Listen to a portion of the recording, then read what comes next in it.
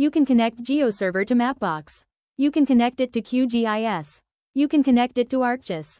But here's the real question. Will it survive production traffic? What happens when traffic spikes?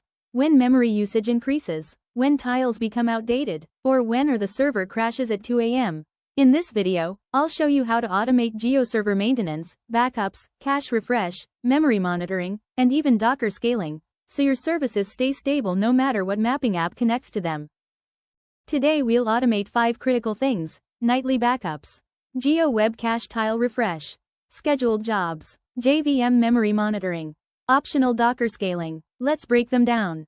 The most important folder in GeoServer is the data_dir. It contains styles, layer configuration, workspace settings, and service definitions.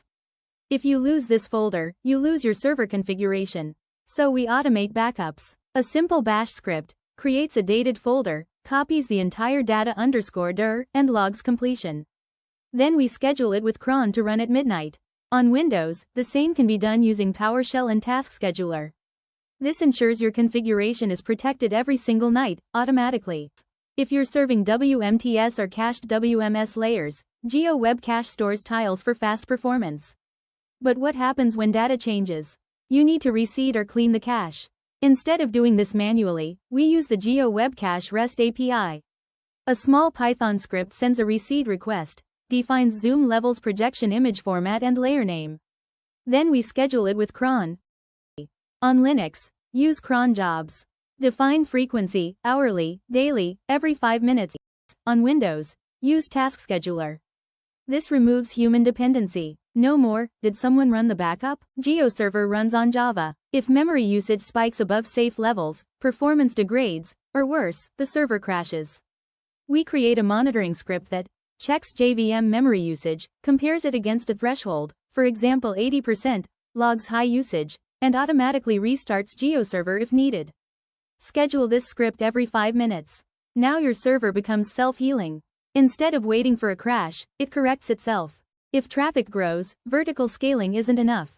You can containerize GeoServer using Docker. With Docker Compose, define the GeoServer image, expose port 8080, set memory limits, and define replicas. This enables horizontal scaling using Docker Swarm or Kubernetes. Instead of one instance, you can run multiple. That's how enterprise deployments handle load. With this setup, your GeoServer can safely power Mapbox applications, QGIS connections, ArcGIS integrations, leaflet dashboards, enterprise portals, and it won't collapse under pressure. You now have automated backups, fresh tile caches, memory protection, optional horizontal scaling. This is what separates a classroom setup from a production GIS system. If this video helped you understand how to stabilize GeoServer for real-world apps, hit like so other GIS developers can find it and subscribe for more.